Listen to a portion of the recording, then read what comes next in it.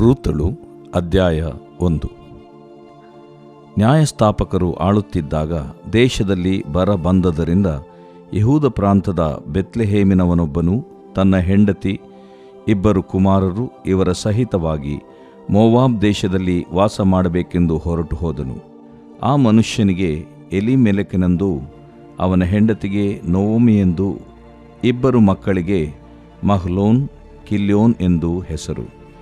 ಯಹೂದ ದೇಶಕ್ಕೆ ಸೇರಿದ ಎಫ್ರಾತದಲ್ಲಿರುವ ಬೆತ್ಲೆಹೇಮಿನವರಾದ ಇವರು ಬಂದು ಮೋವಾಬ್ ದೇಶದಲ್ಲಿ ಪ್ರವಾಸವಾಗಿದ್ದಾಗ ನೊವೊಮಿಯ ಗಂಡನಾದ ಎಲಿಮೆಲೆಕನು ಸತ್ತನು.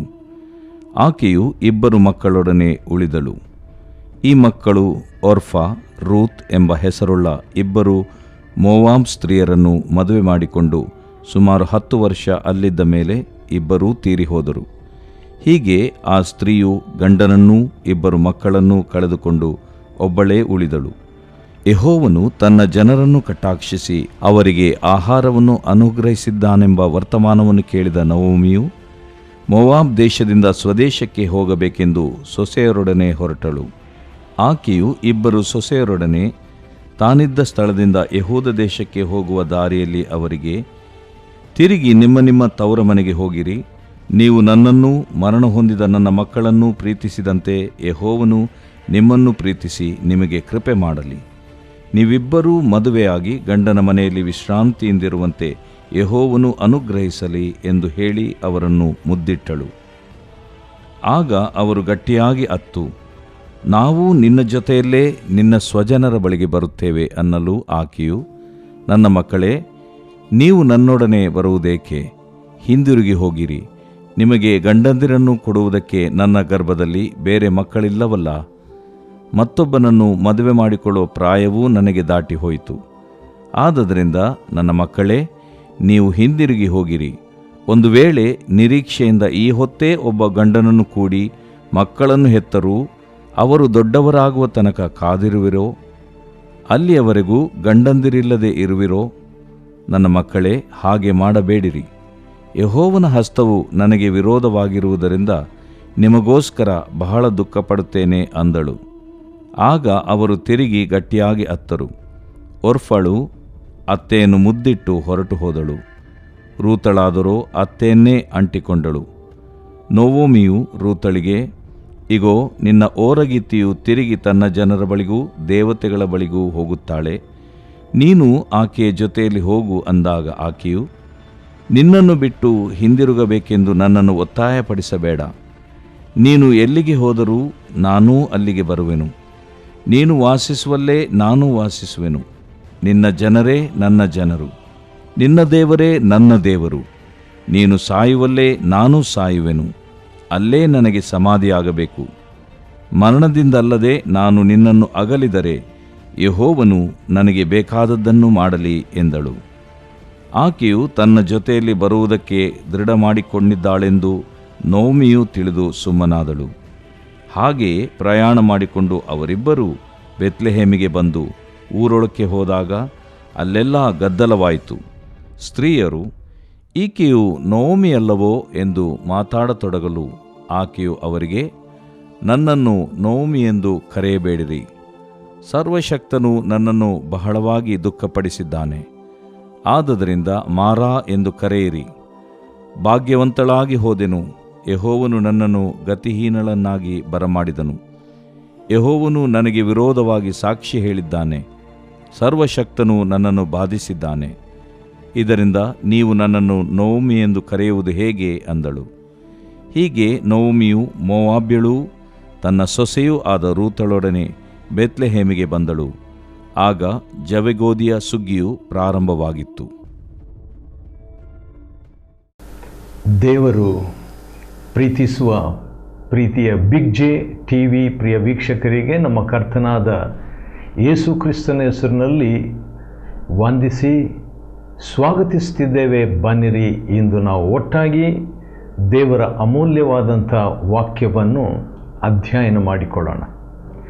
ಇಂದಿನ ನಮ್ಮ ಅಧ್ಯಯನ ರೂತಳ ಗ್ರಂಥ, ದ ಬುಕ್ ಆಫ್ ರೂತ್. ನ್ಯಾಯಸ್ಥಾಪಕರ ಪುಸ್ತಕದಲ್ಲಿ ಈಗಾಗಲೇ 14 ಸುಮಾರು 14 ನ್ಯಾಯಸ್ಥಾಪಕರು ಇಸ್ರಾಯೇಲರನ್ನು ಯೆಹೋಶುವನ ನಂತರ ಆಳಿಕೆ ಮಾಡಿದಂಥ ಅಥವಾ ನಡೆಸಿದಂಥ ವಿಷಯವನ್ನು ನಾವು ನೋಡ್ತೇವೆ. ಮತ್ತು 14 ಆ ನ್ಯಾಯಸ್ಥಾಪಕರ ಕಾಲದಲ್ಲಿ ಇಸ್ರಾಯೇಲರು ದೇವರ ಆಶೀರ್ವಾದವನ್ನು ಹೊಂದಿದವರಾಗಿ, ಜಯ ಹೊಂದಿದವರಾಗಿ, ಶತ್ರುಗಳ ಮೇಲೆ ಅವರು ಜಯವನ್ನು ಸಾಧಿಸಿ ಮುನ್ನಡೆದರು. ಆದರೆ ನ್ಯಾಯಸ್ಥಾಪಕರು ಸತ್ತ ನಂತರ ತಿರುಗಿ ದೇವರನ್ನು ಬಿಟ್ಟವರಾಗಿ ಇದ್ದಂಥ ಒಂದು ಪರಿಸ್ಥಿತಿಯಲ್ಲಿ ಸಿಕ್ಕಿಬಿದ್ದರು. ಆ ರೀತಿಯಾಗಿದ್ದಾಗ ದೇವರು ಅವರ ಮೊರೆಯನ್ನು ಕೇಳಿ ಶತ್ರುಗಳಿಂದ ಬಿಡಿಸುವಂತೆ ಒಬ್ಬ ವಿಮೋಚಕನನ್ನು, ರಕ್ಷಕನನ್ನು, ಬಿಡಿಸುವಾತನನ್ನು ಅಥವಾ ನ್ಯಾಯಸ್ಥಾಪಕನನ್ನು ಕಳುಹಿಸಿ ಕೆಲವರನ್ನು ಅಥವಾ ಕೆಲವು ವರ್ಷಗಳು ಅವರು ಶುಭಕರವಾಗಿ ಬಾಳುವಂತೆ ಮಾಡಿದಂಥ ಚರಿತ್ರೆ ನ್ಯಾಯಸ್ಥಾಪಕರ ಪುಸ್ತಕದಲ್ಲಿ. ಈಗ ರೂತನ ಗ್ರಂಥದಲ್ಲಿ ನಾವು ನೋಡುವಾಗ ರೂತನ ಗ್ರಂಥ 1ನೇ ಅಧ್ಯಾಯ, the book of Routh chapter 1, ಅದರಲ್ಲಿ 1ನೇ ವಚನ ಈ ರೀತಿಯಾಗಿ ಪ್ರಾರಂಭವಾಗ್ತದೆ. ನ್ಯಾಯಸ್ಥಾಪಕರು ಆಳುತ್ತಿದ್ದಾಗ ದೇಶದಲ್ಲಿ ಬರ ಬಂದದರಿಂದ, ಅಂದರೆ ನ್ಯಾಯಸ್ಥಾಪಕರು ಇನ್ನೂ ಆಳ್ತಾ ಇದ್ರು, ಆಳಿಕೆ ಮಾಡ್ತಾ ಇದ್ರು. ಅಂಥ ಸಂದರ್ಭದಲ್ಲಿ ಒಂದು ಘಟನೆ, ಒಂದು ಕುಟುಂಬದಲ್ಲಿ ನಡೆದಂಥ ಚರಿತ್ರೆ ಅಥವಾ ಘಟನೆ ಈ ರೂತಳ ಗ್ರಂಥ. ಇದೊಂದು ಚಿಕ್ಕ ಪುಸ್ತಕವಾಗಿದೆ, ಯಾಕಂದರೆ 4 ಅಧ್ಯಾಯಗಳು ಮಾತ್ರ ಇರುವಂಥ ಒಂದು ಪುಸ್ತಕ. ಮತ್ತು ರೂತ್ ಎಂಬ ಪದದ ಅರ್ಥ ಜೊತೆಗಾರಳು, ಸ್ನೇಹತ್ವ, ಮಿತ್ರತ್ವ, ಸಹಪಾಠಿ, ಅಸೋಸಿಯೇಟ್, ಫ್ರೆಂಡ್ಶಿಪ್, ನೇಬರ್, ನೆರೆಯವರು ಎಂಬಂಥ ಅರ್ಥವನ್ನು ಕೊಡುವಂಥದ್ದು ಈ ಪದ ರೂತ್ ಎಂಬ ಹೀಬ್ರೂ ಪದವಾಗಿರ್ತದೆ. ಹಾಗಾದರೆ ಈ ಚಿಕ್ಕ ಪುಸ್ತಕದಲ್ಲಿ ಅಥವಾ 4 ಅಧ್ಯಾಯಗಳಿರುವಂಥ ಈ ಪುಸ್ತಕದಲ್ಲಿ ನಾವು ದೇವರ ಮಿತ್ರತ್ವವನ್ನು ನಾವು ನೋಡ್ತೇವೆ. We see the friendship of God. ಹೌದು, ಸಮೀಪ ಬಂಧುವಿನ ವಿಷಯದಲ್ಲಿ ಈ ಒಂದು ಚರಿತ್ರೆ ಅಡಕವಾಗಿದೆ. ಹೌದು, ದೇವರ ಒಂದು ಮಿತ್ರತ್ವ, ಆತನು ಯಾವ ರೀತಿಯಾಗಿ ಆತನು ಸಮೀಪ ಬಂಧುವಾಗಿದ್ದಾನೆ, ನೆರೆಯವನಾಗಿದ್ದಾನೆ, ಸಮೀಪ ಸ್ನೇಹಿತನಾಗಿದ್ದಾನೆ ಎಂಬುದನ್ನು ರುಜುಪಡಿಸುತ್ತದೆ ಈ ಚಿಕ್ಕ ಪುಸ್ತಕ. ಅದು ನ್ಯಾಯಸ್ಥಾಪಕರ ಕಾಲದಲ್ಲಿ ನಡೆದಂಥ ಘಟನೆ. ಸರಿ, ಈಗ ನಾವು ಈ ಒಂದು ಚಿಕ್ಕ ಪುಸ್ತಕದಿಂದ ಒಂದು ಚಿಕ್ಕ ಕಥೆಗೆ ನಾವು ಸಾಗೋಣ್ರಿ. ಸರಿ, ಯೆಹೂದ ಪ್ರಾಂತದ ಬೆತ್ಲೆಹೇಮ್ ಎಂಬಂಥ ಸ್ಥಳದಲ್ಲಿ ನಡೆದಂಥ ಘಟನೆ ನೆನಪಿರಲಿ. ಇಸ್ರಾಯೇಲರು 12 ಗೋತ್ರದವರಾಗಿದ್ದರು. 12 ಗೋತ್ರದವರಲ್ಲಿ ಒಂದು ಗೋತ್ರವಾದ ಯೆಹೂದ ಪ್ರಾಂತದಲ್ಲಿ ನಡೆದಂಥ ಘಟನೆ. ಯೆಹೂದ ಎಂಬ ಪದದ ಅರ್ಥ ಸ್ತೋತ್ರ. ನ್ಯಾಯಸ್ಥಾಪಕರ ಪುಸ್ತಕ 1ನೇ ಅಧ್ಯಾಯ ಮೊದಲ 2 ವಚನಗಳಲ್ಲಿ ಕೂಡ ಇದೇ ಮಾತನ್ನು ನಾವು ನೋಡ್ತೇವೆ. ನಾವು ವೈರಿಗಳ ಜೊತೆಯಲ್ಲಿ ಯುದ್ಧ ಮಾಡಲಿಕ್ಕೆ ನಮ್ಮಲ್ಲಿ ಯಾರು ಮೊದಲು ಹೋಗಬೇಕಂತ ಹೇಳಿದ್ರೆ ದೇವರು ಹೇಳುವಂಥದ್ದು ಯೆಹೂದ ಎಂಬುದಾಗಿ. ಯೆಹೂದ ಮೊದಲು ಹೋಗಲಿ ಎಂಬುದಾಗಿ, ಅಂದರೆ ಸ್ತೋತ್ರ ಮೊದಲು ಹೋಗಲಿ. ಯುದ್ಧಕ್ಕೆ ಆ ಒಂದು ಅಟ್ಮಾಸ್ಫಿಯರನ್ನು ಕ್ರಮಪಡಿಸಿ ವ್ಯವಸ್ಥಾಪಿಸುವಂಥ ಆತ್ಮ ಸ್ತೋತ್ರದ ಆತ್ಮ. ನಮಗೆ ಆತ್ಮಿಕವಾದ ವೈರಿ ಇದ್ದಾನೆ, ಆತ್ಮಿಕ ಯುದ್ಧದಲ್ಲಿ ಜಯವನ್ನು ಕೊಡುವಂಥದ್ದು ಸ್ತೋತ್ರ. ಇಲ್ಲಿ ಕೂಡ ಆ ದೇವರೊಂದಿಗೆ ನಾವು ಸ್ನೇಹತ್ವವುಳ್ಳವರಾಗಿ ದೇವರ ಸಮೀಪ ಬಂಧುತ್ವವನ್ನು ನಾವು ರುಚಿಸಬೇಕಾದರೆ ಯೆಹೂದ ಸ್ತೋತ್ರ ಪ್ರಾರಂಭ. ಸರಿ, ಯೆಹೂದ ಪ್ರಾಂತದ ಬೆತ್ಲೆಹೇಮಿನವನೊಬ್ಬನು ತನ್ನ ಹೆಂಡತಿ 2 ಮಕ್ಕಳು ಸಹಿತವಾಗಿ ಮೋವಾಬ್ ದೇಶದಲ್ಲಿ ವಾಸ ಮಾಡಬೇಕಂತ ಹೇಳ್ಬಿಟ್ಟು ಹೋಗ್ತಾನೆ. ಯಾಕಂದರೆ ಬೆತ್ಲೆಹೇಮ್ ಅಂದರೆ ರೊಟ್ಟಿಯ ಮನೆ. ರೊಟ್ಟಿಯ ಮನೆ, ರೊಟ್ಟಿಯ ಮನೆಯಲ್ಲಿ ಆ ಊರ ಹೆಸರೇ ರೊಟ್ಟಿಯ ಮನೆ ಎಂಬಂಥ ಗ್ರಾಮ ಅಥವಾ ಊರು. ಆ ಊರಲ್ಲಿ ಬರ ಇತ್ತಂತೆ. There was a famine in the land of bread.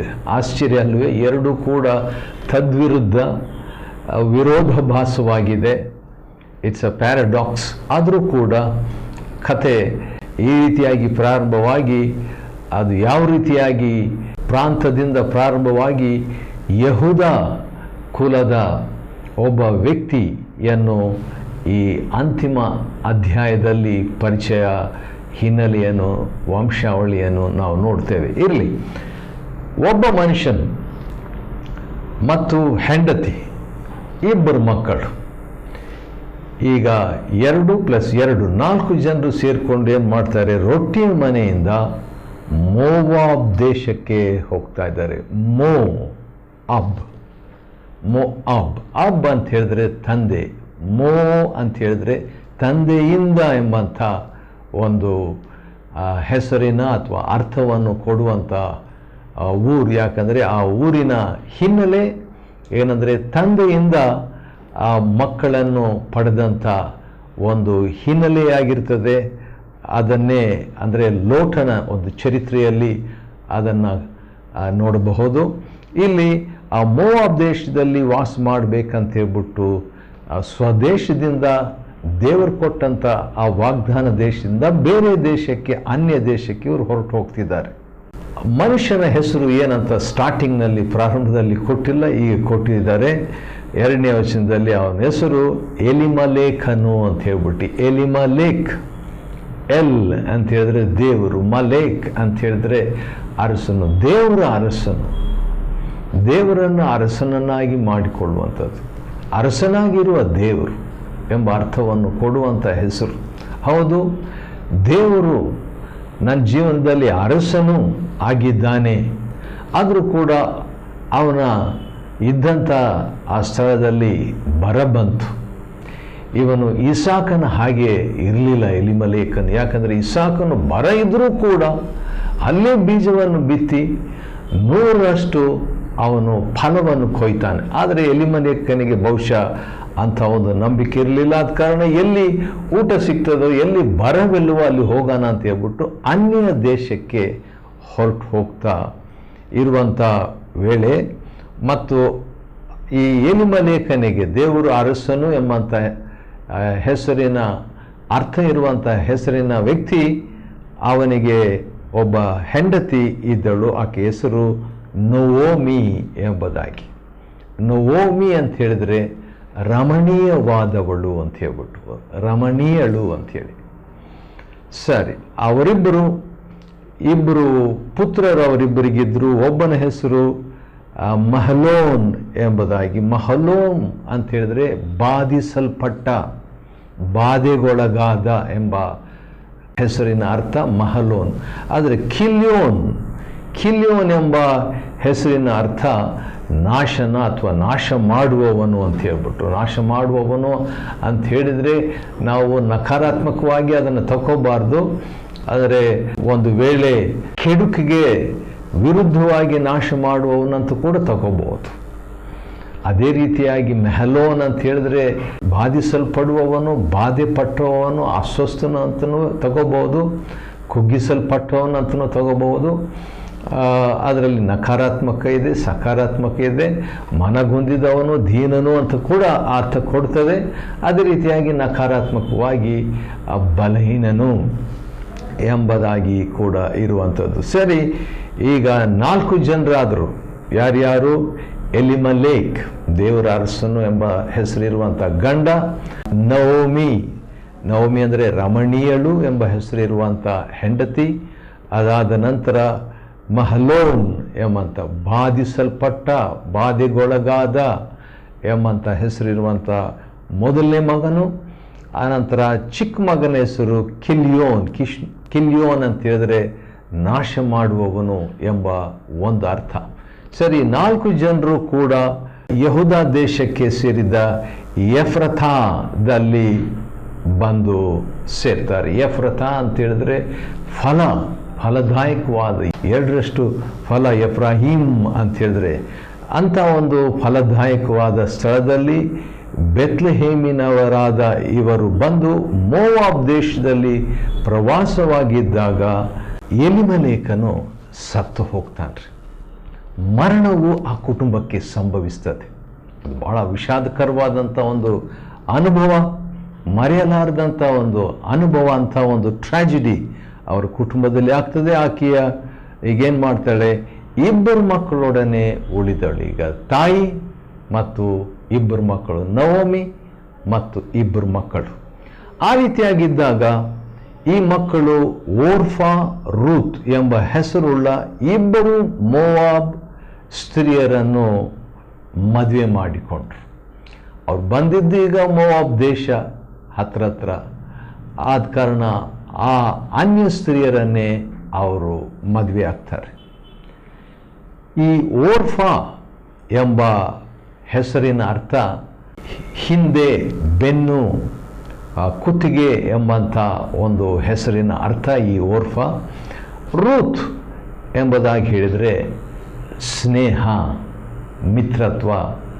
ನಮ್ಮ ಭಾರತದಲ್ಲಿ ಸ್ನೇಹ ಅಂತ ಹೆಸರು ಕೊಡ್ತೀವಲ್ಲ, ಆ ರೀತಿಯಾಗಿ ರೂತ್ ಎಂಬ ಹೆಸರಿನ ಅರ್ಥ. ಮತ್ತು ಇವರು 2 ಮೋವಾಬ್ ಸ್ತ್ರೀಯರು ಮತ್ತು ಸುಮಾರು 10 ವರ್ಷಗಳು ಅಲ್ಲಿ ಬರ ಬಂದಿತ್ತು ನಮ್ಮ ದೇಶದಲ್ಲಿ, ಬೆತ್ಲೆಹೇಮ್ನಲ್ಲಿ ಅಂತ ಹೇಳಿಬಿಟ್ಟು ಅವರು ಈಗೇನು ಮಾಡ್ತಾರೆ, ಮೋವಾಬ್ ದೇಶದಲ್ಲಿ 10 ವರ್ಷ ಅಲ್ಲಿದ್ದಾಗ ಏನಾಯಿತು, ಬಹುಶಃ ದೇವರ ಆಶೀರ್ವಾದ ಅಲ್ಲಿ ಇರಲಿಲ್ಲೋ ಏನೋ, ಅನ್ಯ ದೇಶದಲ್ಲಿದ್ದರು. ಆದ ಕಾರಣ ಈಗ 2 ಮಕ್ಕಳು ಸತ್ತು ಹೋಗ್ತಾರೆ.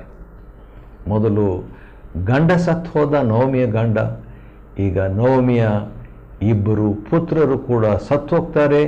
ಉಳಿದಿರುವಂಥದ್ದು ನವಮಿ ಮತ್ತು 2 ಸೊಸೆಯರು. ಹಾಗಿರುವಾಗ ಏನಾಗ್ತದೆ, ಈಗ ಒಂದು ಕಥೆಯಲ್ಲಿ ಒಂದು ಚೇಂಜ್, ಒಂದು ತಿರುವನ್ನು ನಾವು ನೋಡ್ತೇವೆ. 6ನೇ ವಚನದಿಂದ ಇರುವಂಥ ವಾಕ್ಯ ಭಾಗದಲ್ಲಿ ಅದನ್ನು ನೋಡ್ಬೋದು. ಯೆಹೋವನು ದೇವರು ತನ್ನ ಜನರನ್ನು ಕಟಾಕ್ಷಿಸಿ ಅವರಿಗೆ ಆಹಾರವನ್ನು ಅನುಗ್ರಹಿಸಿದ್ದಾನೆಂಬಂಥ ವರ್ತಮಾನವನ್ನು ಕೇಳಿದ ಕೂಡಲೇ ನವಮಿ ಈಗ ಮೋವಾಬ್ ದೇಶವನ್ನು ಬಿಟ್ಟು ಸ್ವದೇಶಕ್ಕೆ ಹೋಗ್ಬೇಕಂತಿರ್ತಾಳ್ರಿ. ಆ ರೀತಿಯಾಗಿ ಇಬ್ಬರು ಸೊಸೆಯರು ಅವರೊಡನೆ ಹೊರಡ್ತಾ ಇರುವಂಥ ವೇಳೆಯಲ್ಲಿ ಆಕೆಯ 2 ಸೊಸೆಯರೊಡನೆ ತಾನಿದ್ದ ಸ್ಥಳದಿಂದ ಯೆಹೂದ ದೇಶಕ್ಕೆ ಹೋಗುವ ದಾರಿಯಲ್ಲಿ, ಅದು ಭಾಳ ಮೂವಿಂಗ್ ಸೀನ್, ಅಂದರೆ ಒಂದು ಚಲನೆಯ ದೃಶ್ಯವನ್ನು ಇಲ್ಲಿ ನಾವು ನೋಡ್ತೇವೆ. ಡ್ರಾಮ್ಯಾಟಿಕ್ ಆಗಿರುವಂಥದ್ದು, ನಾಟಕೀಯವಾದಂಥದ್ದು. ಹೊರಡ್ತಾ ಇರುವಂಥ ಸ್ಥಳದಲ್ಲಿ ದಾರಿಯಲ್ಲಿ ಈಗ ಹೋಗ್ತಾ ಇದ್ದಾರೆ. ಆಕೆ ತಿರುಗಿಬಿಟ್ಟು ನೀವು ನಿಮ್ಮ ತವ್ರ ಮನೆಗೆ ಹೋಗಿಬಿಡ್ರಿ ಎಂಬಂಥ ಮಾತನ್ನು ಹೇಳಿ ದೇವರು ನಿಮಗೆ ಒಳ್ಳೇದು ಮಾಡಲಿ ಎಂಬುದಾಗಿ ಹೇಳಿದಾಗ ಏನಾಗ್ತದೆ, ಸ್ವಲ್ಪ ಎಮೋಷ್ನಲ್ ಆಗಿ, ಸ್ವಲ್ಪ ಉದ್ವೇಗದ ಒಂದು ದೃಶ್ಯ. ಅವರು ಅಳ್ತಾರೆ 3 ಸ್ತ್ರೀಯರು. ಕಡೆಗೆ ಒಬ್ಬ ಸ್ತ್ರೀ ಅಂದರೆ ಓರ್ಫಾ ಬ್ಯಾಕ್ ಅಂದರೆ ಹಿಂದಕ್ಕೆ ಎಂಬ ಹೆಸರು. ಹಿಂದೆ, ಬೆನ್ನು ಅಥವಾ ಕೊರಳು, ಕುತ್ತಿಗೆ ಎಂಬ ಅರ್ಥವನ್ನು ಕೊಡುವಂಥ ಒಂದು ಹೆಸರಿರುವಂಥ ಆಕೆ ಓರ್ಫಾ. ಬ್ಯಾಕ್ ಎಂಬಂಥ ಆಕೆಯು ಬ್ಯಾಕ್ ಹೋಗ್ಬಿಡ್ತಾಳೆ, ಅಂದರೆ ಹಿಂದಿರುಗಿ ಹೋಗ್ಬಿಡ್ತಾಳೆ. ಈಗ ರೂತಳು ನವಮಿ ಇಬ್ಬರೇ ಉಳಿತಾರೆ. ಆಗ ಅತ್ತೆ, ನವಮಿ ಆದಂಥ ಅತ್ತೆ ಸೊಸೆಗೆ ನೀನು ಹೋಗ್ಬಿಡಮ್ಮ, ಯಾಕಂತ ಹೇಳಿದ್ರೆ ಈಗ ಓರ್ಫಳು ಅಂದರೆ ನಿನ್ನ ಹೊರಗಿತ್ತಿ ಹೊರಟುಬಿಟ್ಟಿದ್ದಾಳೆ, ಆದ ಕಾರಣ ನೀನು ಹೋಗ್ಬಿಡು ಎಂಬುದಾಗಿ ಹೇಳಿದಾಗ ಆಕೆಯ ಮಾತು ಬಹಳ ಅಧೀನತ್ವದ ಮಾತಾಗಿರ್ತದೆ. It's a words of submission. ಕೆಲವು ದಿವಸಗಳ ಹಿಂದೆ ರೂತಳ ಪುಸ್ತಕದಿಂದ 31 expression of submission from Ruth ಎಂಬಂಥ ಒಂದು ಚಿಕ್ಕ ಪಾಠ ನಾನು ತಕ್ಕೊಂಡೆ ಕೋಲಾರದಲ್ಲಿ. ಆದ ಕಾರಣ ಇಲ್ಲಿ ಕೂಡ 31 ಹೇಳಲಿಕ್ಕಾಗಲ್ಲ, ಒಂದು 10 ನಾವು ನೋಡಿಕೊಳ್ಳೋಣ. ಯಾಕಂದರೆ 16ನೇ ವಚನದಲ್ಲಿ ಆಕೆ ಹೇಳ್ತಾಳೆ, ನಿನ್ನನ್ನು ಬಿಟ್ಟು ನಾನು ಎಲ್ಲಿ ಹೋಗಲಿ ಅಂತ ಹೇಳಿಬಿಟ್ಟು, ನೀನಿರುವಲ್ಲಿಗೆ ನಾನು ಬರ್ತೀನಿ, ನೀನು ವಾಸಿಸುವಲ್ಲೇ ನಾನು ವಾಸಿಸುವ, ನಿನ್ನ ಜನರೇ ನನ್ನ ಜನರು, ನಿನ್ನ ದೇವರೇ ನನ್ನ ಜನರು, ನೀನು ಸಾಯುವಲ್ಲೇ ನಾನು ಸಾಯ್ತೇನೆ, ಅಲ್ಲೇ ನನಗೆ ಸಮಾಧಿ ಆಗಬೇಕು, ಮರಣದಿಂದ ಅಲ್ಲದೆ ನಿನ್ನನ್ನು ಅಗಲುವುದಿಲ್ಲ ಎಂಬುದಾಗಿ ಹೇಳಿಬಿಟ್ಟು ಯೆಹೋವನು, ವಾವ್, ದೇವರ ಬಗ್ಗೆ ಈಗ ಆಕೆಗೆ ನವಮಿ ಅತ್ತೆಯ ಒಂದು ಇನ್ಫ್ಲೂಯೆನ್ಸ್, ಪ್ರಭಾವ ಆಕೆಗೆ ಬಂದ್ಬಿಟ್ಟು, ಯೆಹೋವ ನನಗೆ ಬೇಕಾದದನ್ನು ಮಾಡಲಿ, ಅದು ಕೇಳಿಸ್ಕೊಂಡಿರಬೇಕು. ಅದೇ ಮಾತನ್ನು ಆ ರೀತಿಯಾಗಿ ದೃಢವಾಗಿ ಹೇಳಿ ಅವರಿಬ್ಬರು ಬೆತ್ಲೆಹೇಮಿಗೆ ಬಂದ್ಬಿಡ್ತಾರೆ, ರೊಟ್ಟಿಯ ಮನೆಗೆ ಬರ್ತಾರೆ. ಬಂದಾಗ ಅಲ್ಲಿ ಕೆಲವರೆಲ್ಲ ನೋಡಿಬಿಟ್ಟು ಅಲ್ಲಿದ್ದಂಥ ಸ್ತ್ರೀಯರು, ಈಗೋ ನವಮಿ ಬಂದಿದ್ದಾಳೆ ಅಂತ ಹೇಳಿದಾಗ, ನಾನು ನವಮಿ ಅಂತ ಕರಿಬೇಡ್ರಿ, ಯಾಕಂದರೆ ರಮಣೀಯಲ್ಲ ಅಲ್ಲ, ನಾನು ಮಾರ ಅಂತ ಕರೀರಿ, ಯಾಕಂತ ಹೇಳಿದ್ರೆ ಕಹಿಯಾಗಿದ್ದೇನೆ, ದುಃಖವಾಗಿದ್ದೇನೆ, ಸರ್ವಶಕ್ತ ನನ್ನನ್ನು ಬಾಧಿಸಿದ್ದಾನೆ ಎಂಬುದಾಗಿ ಆಕೆಯು ಆ ಸ್ತ್ರೀಯರಿಗೆ ಹೇಳ್ತಾಳೆ. ಆ ರೀತಿಯಾಗಿ ಹೇಳಿದಾಗ ಆಗ ಜವೆ ಗೋಧಿಯ ಸುಗ್ಗಿಯ ಪ್ರಾರಂಭವಾಗಿತ್ತು ಎಂಬುದಾಗಿ ಮುಗಿಯುತ್ತದೆ ರೂತಳ ಗ್ರಂಥ 1ನೇ ಅಧ್ಯಾಯ. ರೂತಳ ಗ್ರಂಥ 1ನೇ ಅಧ್ಯಾಯವನ್ನು ಅಧ್ಯಯನ ಮಾಡುವಂತೆ ದೇವರು ಕೊಟ್ಟ ಕೃಪೆಗಾಗಿ ಆತನಿಗೆ ಸ್ತೋತ್ರವಾಗಲಿ. ದೇವರು ನಿಮ್ಮನ್ನು ಆಶೀರ್ವದಿಸಲಿ.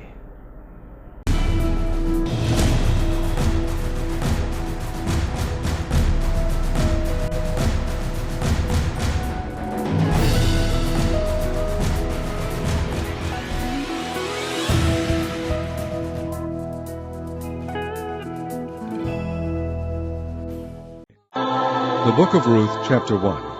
Now it came to pass in the days when the judges ruled that there was a famine in the land. And a certain man of Bethlehem, Judah, went to sojourn in the country of Moab, he and his wife and his 2 sons. And the name of the man was Elimelech, and the name of his wife Naomi, and the name of his 2 sons Mahlon and Chilion, Ephrathites of Bethlehem, Judah. And they came into the country of Moab and continued there. And Elimelech, Naomi's husband, died, and she was left and her 2 sons. And they took them wives of the women of Moab. The name of the one was Orpah, and the name of the other Ruth, and they dwelled there about 10 years. And Mahlon and Chilion died also, both of them, and the woman was left of her 2 sons and her husband.